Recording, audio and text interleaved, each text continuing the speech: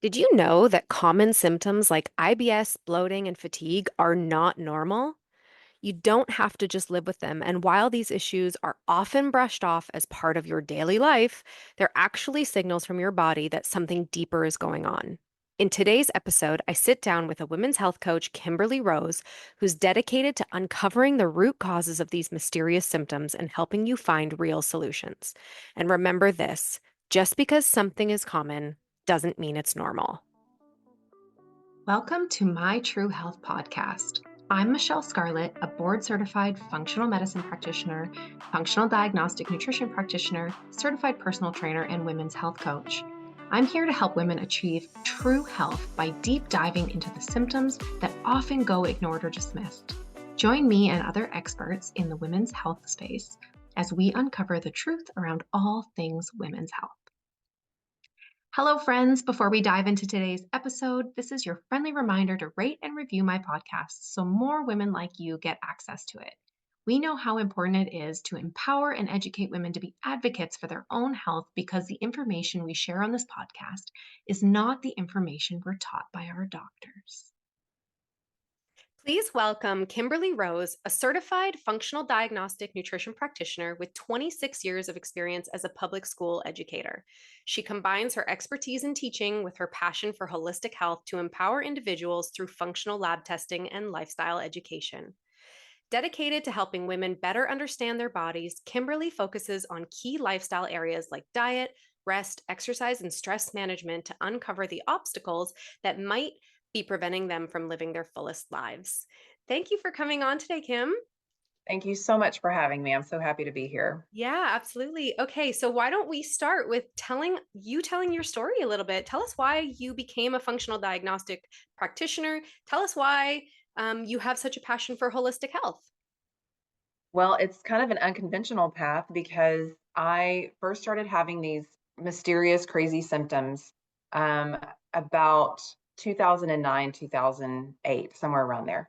And I was just the first time that it happened, I was on a road with my husband going to visit family, and it's a 30-minute drive. And 15 minutes into that drive, came over me where I felt horrible.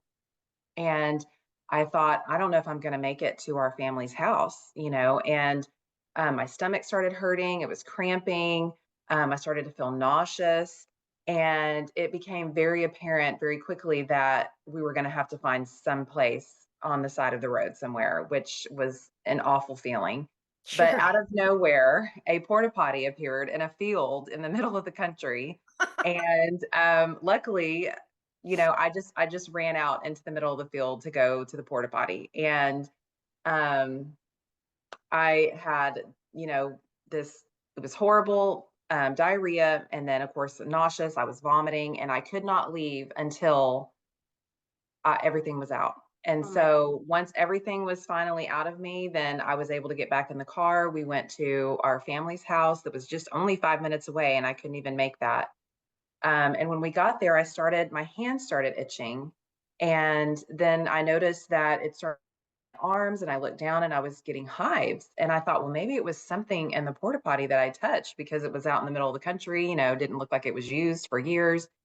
And I took Benadryl and fell asleep. And then when I woke up, I felt fine, like I could go on about my day. So it was something totally acute, not a virus or anything that just hit me and then went away.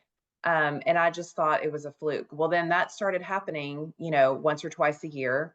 And after a couple of years, I decided I need to get this checked out because this isn't normal. no. And I was referred to a gastrologist who did colonoscopy. Everything was fine, he said. There was no hint of anything. You're perfectly normal. And this was in my early 30s. And so when this started occurring, regularly, once or twice a year, then 3 times a year, then 4 times a year, and it was always after eating something, like within an hour to an hour and a half of eating something. And it was something I'd eaten 100 times before. And I even tested it one time and ate the same thing the next day, and it did not affect me. So I don't know what the trigger was. Yeah, you And couldn't pinpoint it. right. So I just kept, living life like this. And it was very disruptive to our family because it would hit me at random times. we would have to rush home so that I could get to the bathroom, or I would have to be in a restaurant for, an hour or whatever until everything was out of me. I mean, it was horrible. Oh And my and of course gosh. my kids, I have 3 girls, and my kids were pretty little at the time, and they were just, "What's wrong with mommy? I'm so worried." Like, they were just, um and they hated, of course, hearing me be sick. And so it was worrisome, but I would talk to my doctors about it and mention it, and all would just say, "Well, your blood work looks fine, everything looks pretty normal. Maybe just write a food journal, try to figure out what it is, what the trigger is." And so really this went on for over 10 years. Oh my gosh, And like a few times a year randomly. yes, randomly, Did you randomly. ever feel like anxious? Like that it could happen at any time? Or did you kind of Oh, like, yes. because it was few and far between? Oh, okay, you did feel, It wow. started it started to ramp up. When it started to ramp up, I got very anxious. And then here comes 2020, we're all at home, and and it was happening every 3 to 6 weeks. And at this time, and sometimes it was back to back, and the worst part about it really was that the constipation that would come afterwards, Of it would course. take 7 to 10 days before I could have a normal bowel movement. And I didn't know at the time that that wasn't normal. I mean, I assumed it wasn't because it didn't feel good. But Sure. whenever I finally in 2020 went back to the same gastrologist that did my colonoscopy before, and I told him I'm still having these episodes, that's what I would call them, episodes. I'm still having these episodes. I don't know what's causing them. Um, is this normal? And when I talked to him about 7 to 10 days not going to the bathroom, he said, "Well, sometimes you have to, when the tank is empty, you have to fill it back up again before it'll move." And that was the only answer he had for me. And he just said, "Well, quit eating, or drinking some of these things that are causing it." And I wasn't very satisfied with that answer. And I had Yeah. heard about functional medicine before, and I had actually done a little research on, like, trying to find a functional medicine doctor, but in our area, there really wasn't much to choose from. And of course, everything seemed expensive at the time. And so then my niece, who lived in Houston, the big city that's not too far from me, she found a great functional medicine place, and was going to visit a doctor there and referred me to them. So I started going to this place called Texas Center for Lifestyle Medicine, and they started working on immediately started working on my diet. We did an elimination diet. And all of a sudden things really did start to dial back a little bit, getting rid of certain things. So it was happening every 3 months instead of every 3 to 6 weeks. And then we did blood work, and we did some other like functional type labs. And then they also did some ultrasound on my liver and my gallbladder, because one of my doctors had a hunch that maybe, I had some sluggishness going on there, and that was backing up toxins possibly. And it turned out to be true. And so we really were working on my liver and my gallbladder. And so, long story short, after working on that intensively with, changing up my eating lifestyle, doing these functional labs, taking supplements that really helped fill in the gaps where I had a lot of deficiencies, because, living that way for so long, my body was very deficient Sure. in a lot of different things. Sure. And so, after 2 years of working on that, my last ultrasound that I had showed that the non-alcoholic fatty liver that was showing up and my sluggish gallbladder was gone. Everything looked really good. That's And great. I have not had an episode in a year and a half. And so it has been a year and a half since I've had something that was occurring every single year for the over probably now 12, 13 years.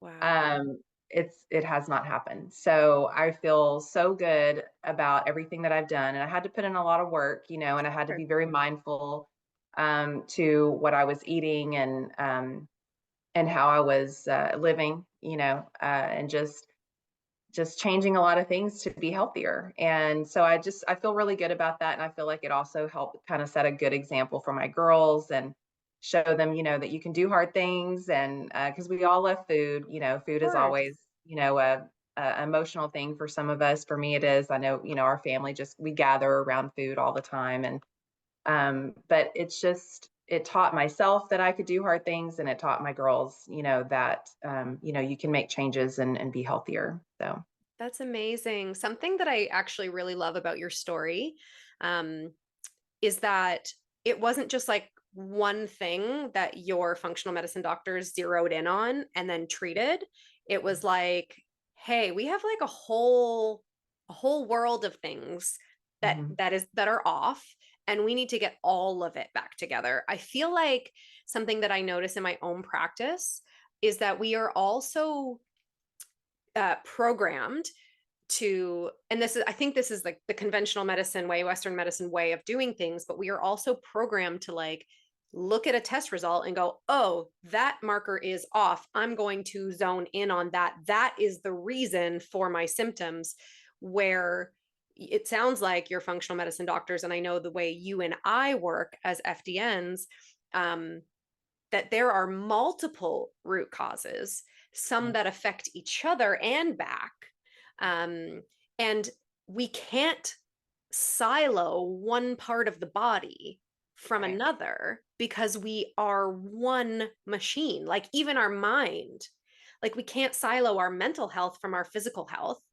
It is all together. And so I'm really happy that you kind of just touched on like, yeah, you had some sluggishness in your liver and your gallbladder, but you also needed to work on your food, and you also needed to work on stress levels, etc. All of these things as one is what helped you get better. It wasn't like, oh, I just have to take out gluten and now I'm good.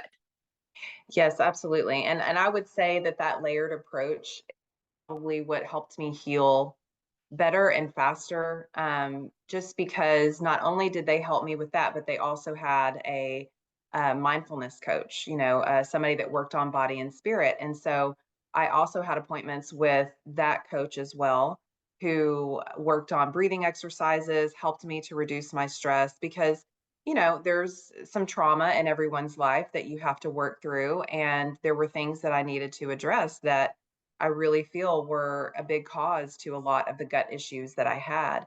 But going back to that layered part of it is, becoming an FDN. So I did get very passionate about holistic health, going to a functional medicine doctor because all the things I was learning that were so different from the conventional way of going to a doctor and the way that they treat you, I was just really um, became very passionate about learning more about myself and understanding how did things fall apart, where did this begin. And I started listening to so many podcasts. I started off with Dr. Hyman and then Dr. Will Cole at first, and then they would lead me to other experts that I would start listening to. And I would just go for walks every day and I would listen to 30 45 minutes of a podcast, and then they would introduce books that I would be interested in reading, and I started reading through books. And so I just really started educating myself on all the different aspects of health and looking at it from this totally new perspective Yeah. that was just so eye-opening to me, because you're brought up, my parents were always like the doctor is the end all be all. And we go to the doctor, we get medicine, we go home, we get better. That was just how it was. And now, realizing that there's this whole other alternative world out there of healing, it was just it was refreshing. And I loved that I had more control over my health than just waiting for things to happen to myself. And one of the things too that I discovered whenever so becoming passionate about this, I did discover FDN, and I realized that I really wanted to be more a part of this space, and I wanted to help people find and figure out these mysterious symptoms that they're having. I wanted to be able to help other people do that because I know how hard it was for me and how, it was just such a long road and it didn't have to be. And Yes. so, one of the things I discovered in becoming an FDN when we were learning about the body and biochemistry and everything was how big of a role our hormones play in our body, and our thyroid is part of that. And I didn't even think about it whenever I first, started being treated for the liver and the gallbladder stuff and the constipation, which was a chronic issue. Um, I realized that, okay, I've been treated for low thyroid since, my second child. And so I've been on thyroid medication for over 20 years. And learning what the thyroid does and how it is a big part of our metabolism, which I knew that part, but I didn't know how big of a part it played. And I really think all of my issues started way back then, and it didn't even click that that was part of the reason for my constipation issues, which for years, not going to the bathroom every day caused these toxins to start to back up in my body. And then that played a huge role in my liver, because, and also like just not eating the best. I love carbs, I love sugar, and eating a lot of that, not knowing how it was affecting my organs, like my liver. And then that causes the sluggishness in the gallbladder. And, so it's all connected and it all works together. And so now I feel like I have this clearer picture of what was malfunctioning in my body, and and what I did in the process to heal that. And now I just, I want to help other people figure those things out for themselves. Good for you. Good for you. I definitely agree and feel exactly the same.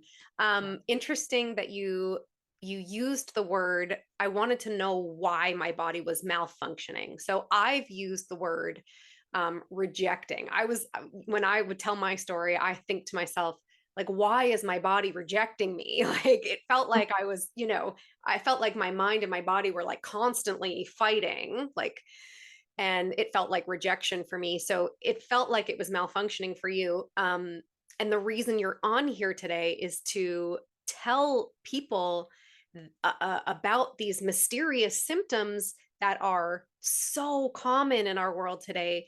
But you now know, and I certainly know, that they are not normal. You felt like these symptoms were your body malfunctioning. I felt like these symptoms was my body like totally rejecting me. Let's talk a little bit about these symptoms specifically so that anybody who's listening to this who might go, oh, I didn't know that, my doctor told me if I didn't use the bathroom every day, that was okay. So let's sort of dive into these symptoms, and we can kind of talk about the difference between what your doctor might think is normal or what society thinks is normal and what is actually normal, and how somebody in functional medicine would look at it, and maybe where we would deep dive, right? Like, you and I know that constipation isn't the root cause. We know that is a symptom. So let's start with constipation. So probably 90% of the women that I work with are constipated. And I just want to make note to anybody that's listening that even if you use the bathroom every day, you can still be constipated or considered constipated. So if you are not having a full bowel movement, a full, complete emptying of your bowels, you would be considered constipated. You can even be considered constipated if you have diarrhea regularly, because it is something that like your body is now sort of overloaded and over full, that your body needs like urgent evacuation. So I just want to preface that, guys, if you're listening and you were struggling with either of those, this is not normal. And Kim is going to explain where maybe you could look, and don't take it as normal. Take that as a symptom of something is going on. So go ahead, Kim, let's talk about constipation. Yeah. I mean, whenever I was going through my issues, I didn't know that going to the bathroom every 3 days or every 4 days, I just thought, oh, well, that's just how my body works. Their body might work different, but this is how mine works. And I didn't realize that, no, that's a sign of something not functioning the way it should. And you need to investigate that so it doesn't turn into other things. And you're right about the whole, like, if you go to the bathroom every day, that doesn't mean that that you're functioning correctly either, because if you ever have like the tiny pellets, that come out, that's constipation. And my functional medicine doctor had asked me, do you feel like you're having full bowel movement?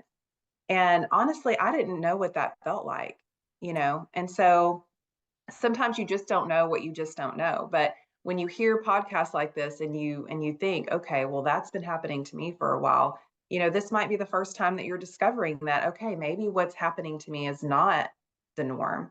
And that's when you just want to start to investigate, is it just that you need to drink more water? Is it just that you need to adjust your diet a little bit. I mean, it could be little things like that, Sure. but there could be bigger issues that are going on that that need to be addressed, because constipation is one of those things that can occur under so many different, not diagnoses, but different ailments, Yeah. that could be going on with us. Yeah, absolutely. So I am also somebody who leans towards constipation when things are, let's just say, malfunctioning, Mhm. right? For your use of the word. And every time I have, if ever I've sort of fallen back into that, and then I've done some lab testing to see what's going on, hormones, lack of hormones for me always tends to be an issue. So like lower progesterone or higher estrogen, bit of a estrogen dominant situation always slows my motility. Low testosterone, believe it or not. I mean, you might know that. My listeners might not know that. Low testosterone was a big one for me, and thyroid and adrenals. Having Yes. some either high or low cortisol just like slows your motility, just tanks it, because like it's not focusing on that, right? Your Mhm. body is like, if you're struggling in fight or flight mode, your body's not thinking about your digestion. It's like survive, Exactly. like let's just keep you alive. And your digestive system is not one of those vital things that your body needs, in that Right. exact moment. So if you're struggling with constipation and your doctor is telling you it's normal, but you've adjusted your diet, think about some functional labs, because like Kim said, it can be a multitude of things. And I just kind of listed off a bunch that I know when I'm out of balance in those ways, constipation is like number one symptom. Yes, and for me, having the hypothyroidism, where my metabolism can slow down and everything slows down, your motility slows down too. And so it's for people who have, hypothyroidism or Hashimoto's, it's constipation is just one of those constant battles that you're always trying to combat whenever you're trying to balance your thyroid. And thyroid is not an issue for every single person out there. And if you have constipation, that may or may not be the reason why, but it's something to definitely explore if you're having trouble with motility. Yeah. And, something that we talked about before I hit record, just in general, the thyroid. So, sort of another symptom, hypothyroidism can be a symptom. It doesn't necessarily need to be the root cause either. There are lots Mhm. of things that can happen to your body that then in turn slow your thyroid down. But many things that I have seen over the years, and Kim, I'm sure you've seen and will continue to see, people coming to me with a normal thyroid panel from their doctor.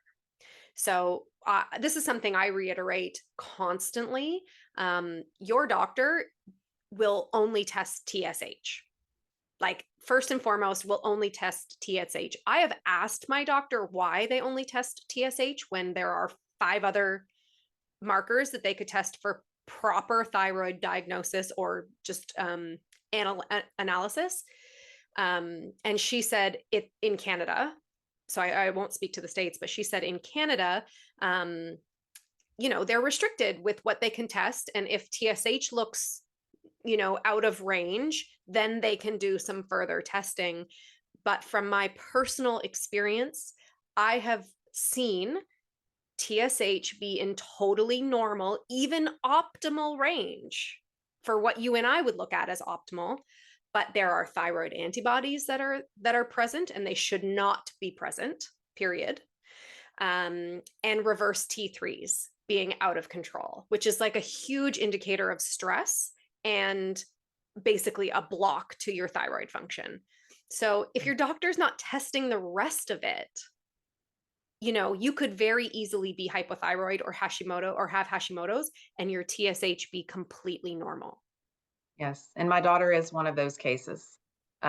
She is only 21 years old, but because of my hypothyroidism, they have the genetics, where that can be turned on, that switch can be turned on, where they tend toward hypothyroid. And she was having a lot of fatigue, and so we started digging in just this past year, started digging in with her blood work, and we did a thyroid panel that included the antibodies that you're speaking of, the TPO. And she had perfect thyroid numbers. They were in optimal ranges, her TSH, her T3, her T4. were all in optimal ranges, but her antibodies were elevated. And so, bingo, there was the clue as to, okay, this is where the fatigue is coming from. So, where did that then begin? So, this is where the detective work starts to come in. Is it stress? Is it, because being a college student can be very stressful. Sure. Is it lifestyle? Is there, relationship issues, or is there trauma or something that's coming up? So there's lots of things that you want to dive into to start to investigate these areas, especially when you see optimal numbers, but then you have the antibodies that shows, okay, you have Hashimoto's. But this is not a stage where we would want to necessarily, have a doctor treat them to put them on medication or anything like that, because this is something I didn't know, but hypothyroidism is something you can readjust in your body. You don't have to be on medication for the rest of your life, like I was told over 20 years ago. And I wish that I had known that, because I would have been working on optimizing my thyroid all of these years. But again, you don't know what you don't know, and you do better once you know the information, and you try to help others, to not go down the same path you had to go to. Yeah, I feel like we're so programmed to blindly trust our medical doctors, and in so many instances, we should trust them. They are experts. They are doctors for a reason, and Western medicine absolutely has its place in our world. But Sure. I think that I will always teach my family and my clients and my kids, ask questions. Just ask questions. You don't have to blindly follow. So, your doctor told you 20 years ago that you will you just take this pill for the rest of your life and it'll be fine. Maybe if 20 years ago you knew that you could ask questions, you could say, well, hang on a second, is there anything I can do with my lifestyle? Is there anything I can do with my diet? You know, um, Maybe you wouldn't have then gone down the path of the rashes and the extreme nausea and the diarrhea and just like that, those random acute symptoms, if you had just asked some questions. Right. Exactly. And also, just after listening to a lot of doctors' podcasts as well, and learning about their medical training, those who were conventional doctors and now they've turned to functional medicine or holistic doctors, they all say the same thing about the teaching that they received as in medical school as a doctor. They're barely taught about nutrition and how it affects the body. And I think that, I mean, I loved my doctor. He's not with us anymore, but I loved my doctor at the time, and I know and I feel that he gave me the best information that he probably had at Yes. the time as well. And so I just think that 20 years ago, yes, there was alternative medicine out there, but luckily today it's more in the mainstream than it ever has been, I think. And I think that's wonderful, because there's so many other natural options to help your body be optimized, versus just everything being the answer is pharmaceuticals. Yeah. Yeah. If somebody came to you and you already knew that they had a diagnosis of Hashimoto's or hypothyroidism, and whether they were on medication or not, would you be able to give us maybe 2 or 3 tips on how to potentially get that under control for them, or for my listeners who might think they are? Give us some tips on what you feel you would give them to Yeah, feel better. absolutely. So the first thing that I've learned about Hashimoto's, because it is an autoimmune condition, is you want to lower your inflammation that's in your body. So you want to get rid of inflammatory foods, things like gluten, things like dairy. And gluten is a very hard one for a lot of people to give up, just because it is it's in so many different things, and we all love bread. But you just have to find tons of really good gluten-free recipes and just start living a gluten-free life. And that alone will really help the inflammatory condition that's going on in your body start to lessen. And it's almost like this inflated balloon, and it starts to deflate, as you get that under control, and you'll feel so much better. I know this is true for myself and for my kids as well. And then the other tip is just really trying to stay active, and, walking, yoga, stretching, um, and keeping your stress levels down. All of those things are really going to help to keep that inflammatory response low as well, because we all have stress in our life, and we all need to work on keeping our stress at a low level. It is not normal for us. It is not normal for our bodies to be used to the kind of stress that we are bombarded with in today's world. People want to live a fast-paced life, and that's, good, from time to time, but you have to learn to slow down and take care of yourself too. Yeah, I agree. I agree. A hard lesson I learned a few years ago was I owned a gym for 13 years in Toronto, and very fast paced, big, busy. I was up every day at 4:30. I was working out like crazy and loved it. I had so much energy and thought I felt my best. But like now, the functional practitioner in me goes, "Oh, you were running on stress hormones for 13 years. No wonder you felt so good." And then when 2020 hit and gyms in Toronto were shut for almost 3 years total, Wow. yeah, I ended up selling my business, but like my body totally crashed. It was like, I'm done. I'm done. Stop doing what you're doing. And I took a really long, hard look at my world, and uh slowing down was the healing factor for me. And actually now my family just moved out to the country, and we are just like trying to get away from this hustle culture, Hmm. right? Where we just go, go, go until, your body gives out. And I just wholeheartedly disagree that that's the way I want to live anymore. I thought at one time it was like, be this like super strong woman that just dominates this industry. And like, I realized that maybe that was part of my ego, and now I'm like, no, I just want to raise my babies. I Yeah. want to do good work.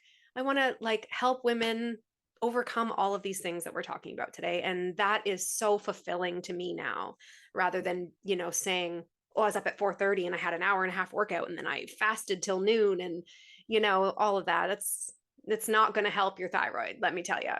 No, and or mentally, because it takes a toll on us when we're trying to do it all and be all. And that's a common theme, I think, for women in general, because we I mean, we can have it all. Don't get me wrong. I do feel we can have it all.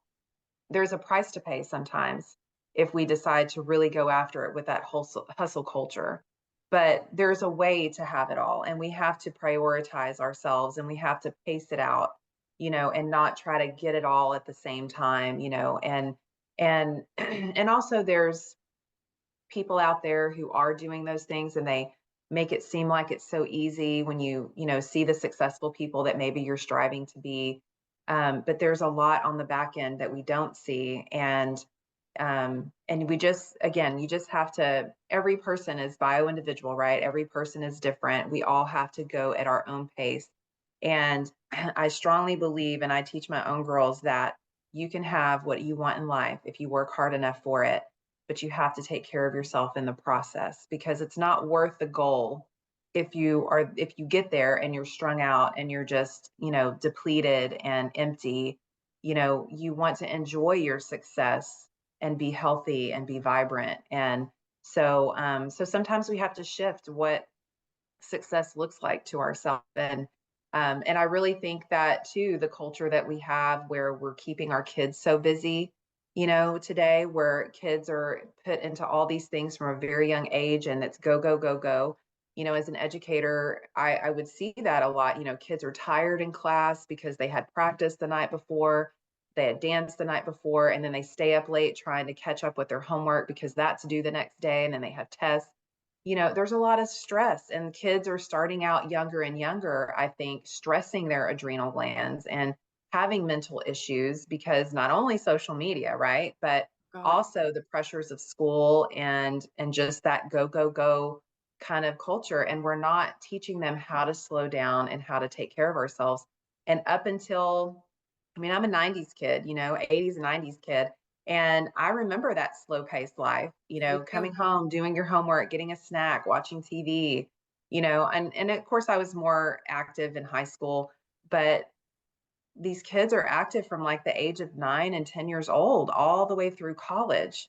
And it's like, when do they ever get to stop and rest? And so I just think that some of those things are missing from our society today, and taking care of our mental health, taking care of our physical health, and listening to our bodies, being in tune with our bodies and not just push, push, push all the time. Yeah, you just totally validated me. My husband and I, we have an 18-month-old, and both my husband and I value downtime. And with my son, he does go to daycare, but we do not have a rushed morning. We are not a rushed household in any way, shape, or form. We've let our daycare provider know that, like, we'll be there when we be there. Like, I don't rush my kid to the car. I'm not putting that on him. I'm not like, go get dressed, like, let's do this. I don't, I can't do that. I don't like that feeling of being rushed ever. I Yeah. can't imagine a child at any age who can't regulate themselves or even understand why they're rushed. I'm not doing that. I'm not starting my child's day or world off in a rush to get to where you need to go because something needs to happen. That's not happening in this house. Right. Well, and you wonder where some of these mysterious symptoms come from, right? And some of it stems from just that, Yeah. the cortisol spike in the morning and how that affects the rest of your day. Yeah. And, and then of course, grabbing a Pop Tart, running out the door, and then, crashing in the late morning or in the early afternoon. Yeah. It's just all of these things build up over time. And again, illness or chronic conditions or any of these things don't just happen overnight. It's years and years and years of doing these types of things, lifestyle, diet, stress, all these things that build up and turn into these symptoms that we start to feel and wonder, where did this come from? Where did this start? Why do I Right. feel this way? I've always eaten this way. Why is it all of a sudden affecting me? And you're like, well, it isn't all of a sudden affecting you. Yeah. It's been affecting you for 10 years. And that's why you now feel this way. Yeah. I think about that with diagnosed diseases as well. It doesn't have, your disease doesn't start at diagnosis, right? Right. It starts 10 years before when you start to Mhm. feel the symptoms. Your symptoms start 10 years prior to that, even longer. Yeah. So, no, I fully agree with you on that one. So, let's talk a little bit about your mom if you're willing to. Sure. Yeah. Um, I'm going to kind of just let you take that one because I know that she had a story and you're here to tell it. Yeah. Yeah, so I grew up with my mom being sick all the time. And I didn't understand as a kid, even as a teenager, like why she couldn't go out in the sun. What in her body was keeping her from being in the sun? Why was the sun damaging to her? I knew that she had told me, that she had lupus at one time and then she had rheumatoid arthritis. But then as she got sicker to the point to where she started seeing specialists and doctors, other, multiple doctors Not that functional medicine doctors, medical no, doctors. these are Okay. these are all conventional. Yeah. My parents totally, were in the conventional medicine world for Yeah. sure. And these doctors, you know, when they started doing, because her liver started having issues, and they were telling her that they don't even know if she even had lupus to begin with. So all of these medications she was taking that was affecting her liver, they were questioning like what doctors she had before, if they diagnosed her correctly. So regardless of any of that, she wound up having these liver issues, and she had a biopsy one day, and she almost died because the biopsy itself made her liver bleed out, and they had to rush her to the emergency room.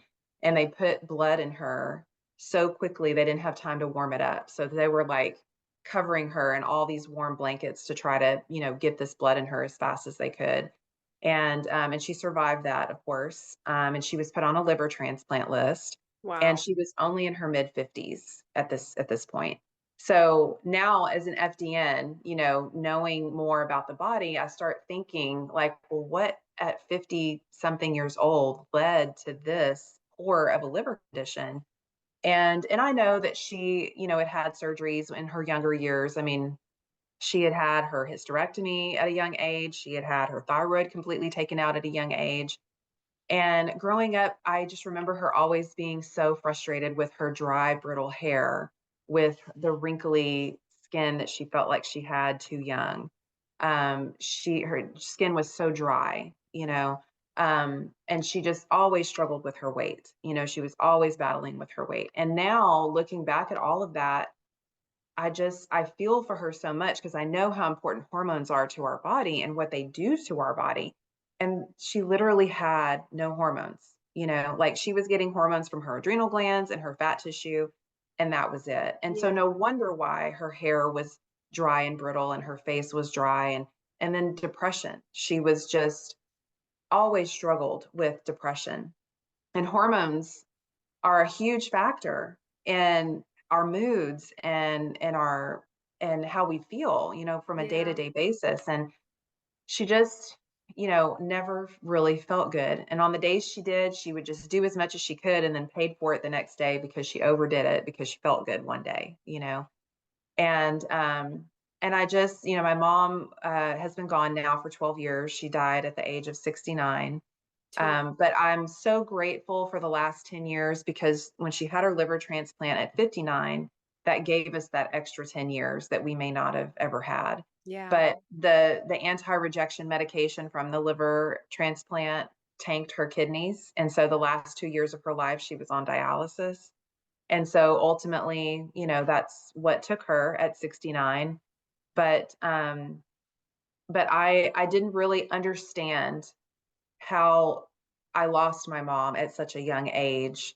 I didn't really understand it as much until I started down the road of FDN and learning about the body and the biochemistry of the body and how everything is connected. Things just are not, functioning in isolation like what you were saying earlier. And I look back at her and I feel so much for her because she just was so misled in so many ways that could have helped her. She could have had hormone replacement therapy that could have helped her tremendously. Yeah. She would have been a perfect candidate for that, with no uterus, no ovaries, no thyroid gland. I mean, she needed something, and she was on, some synthetic T4, medication that was supposed to help her, but it wasn't enough, Yeah. Especially and if her liver was struggling. exactly, We because she know that couldn't the convert it. conversion's not happening. Yeah. Yeah. Yes. And so I just, my mother unexpectedly over this, time that I've been becoming an FDN and practicing as an FDN, my mother has really become like my motivating factor. She is what drives me to really want to help people because I don't think that people should um, not have someone on their side to really help them try to figure out every way possible to bring balance to their body before you start throwing pills at them. Yeah. Because, really the doctors just throwing these pills at her to help her symptoms never really help her get to the root cause of what was happening to her in the first place.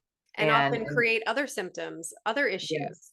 Yeah. yes. And then doing permanent things like taking out, organs and body parts to, just get rid of those symptoms, because, well, why do you need those? Yeah.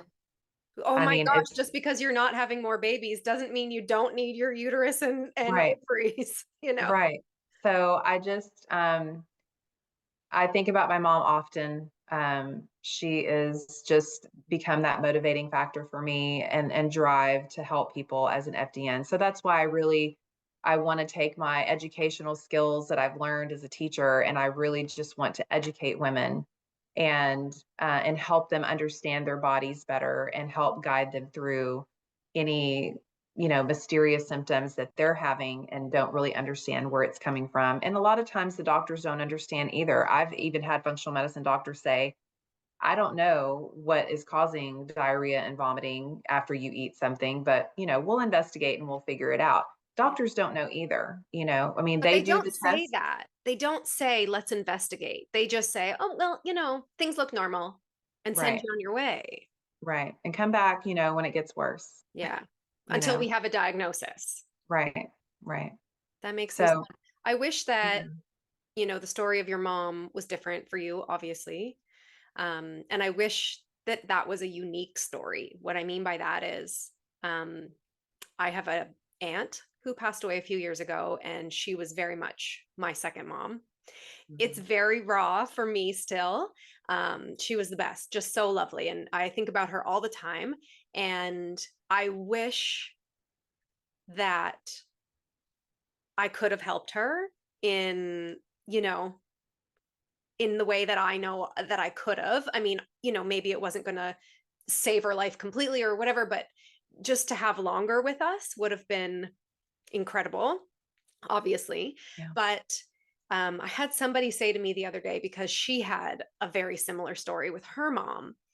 And I had told her about my aunt, and she said, sometimes God takes people away, or there is a tragedy in our world because it becomes part of our story in helping so many others. Right.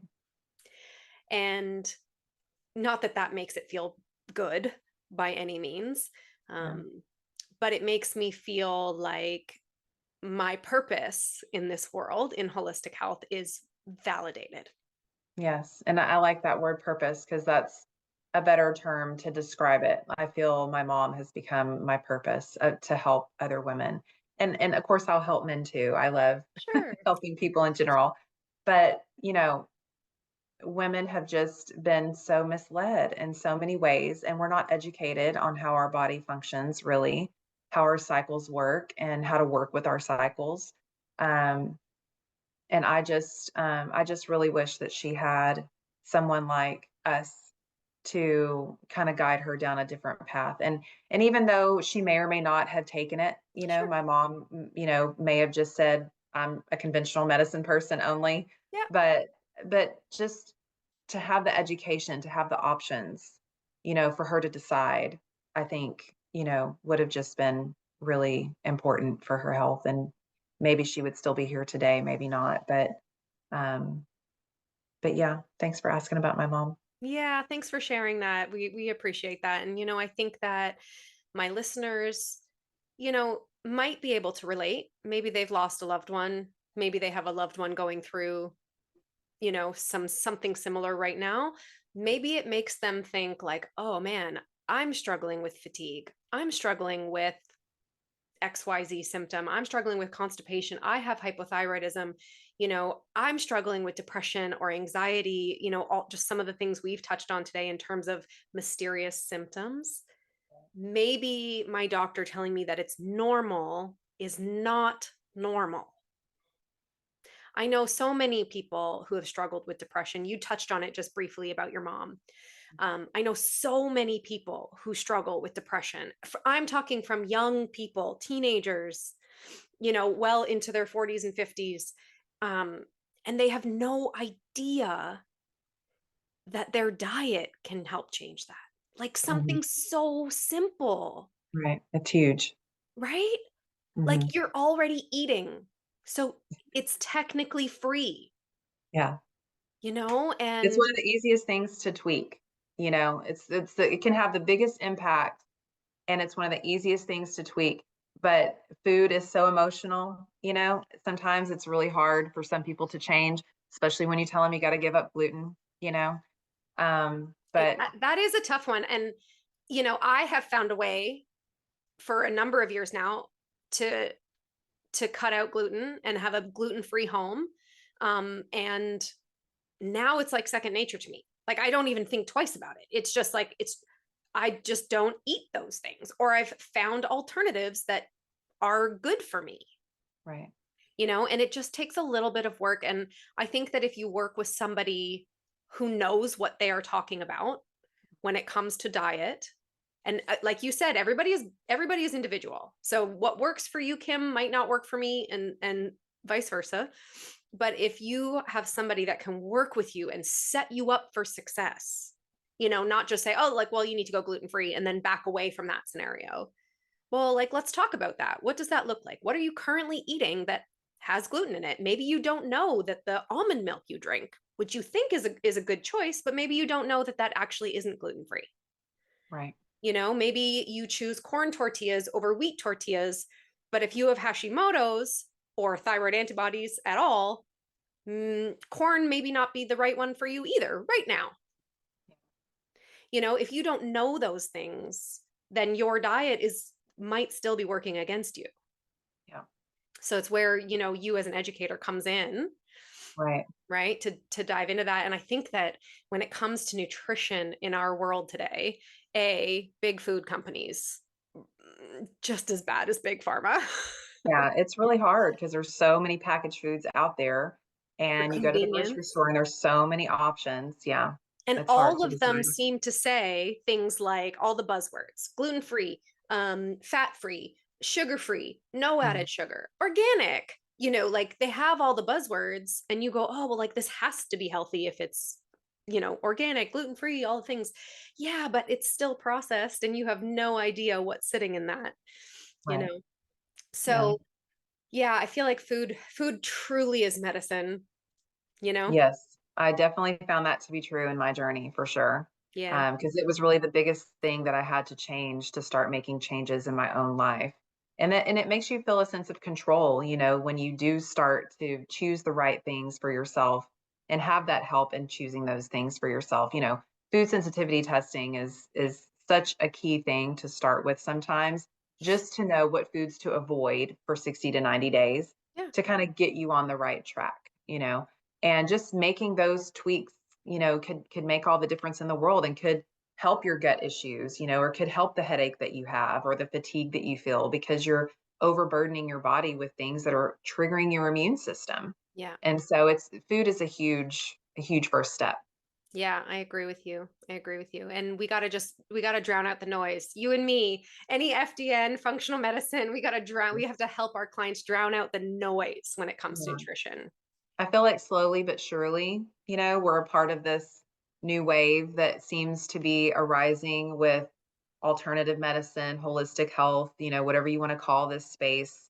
We're not anti-conventional medicine. We are just, again, Western medicine has its place and it's super important for acute issues and illnesses that come up. But for chronic issues that have happened over time and that need help unpeeling all these layers that have built up over time, that's where, the health detectives of FDN come in to help people. Yeah, I agree. I agree. Kim, thank you so much for coming on today. That was informative and heartwarming. And I'm just so glad you found your purpose in holistic medicine. Thank you. And thank you for sharing the story about your aunt. Was a beautiful story. And I know that we hold these people so close to our heart. And knowing that they are there with us, helping all of these women and people who we help, it kind of, I don't know, to me, it kind of gives back to them in a way too, I agree. I agree. honoring them. So I agree. Thank you so much, Kim. thank you so much, Michelle. Have a great day. Bye. If you're looking for more information on how you can work with me, you can head to my website at www.michellescarlet.com or find me over on Instagram at michellescarlet_. And this information will also be provided in the show notes.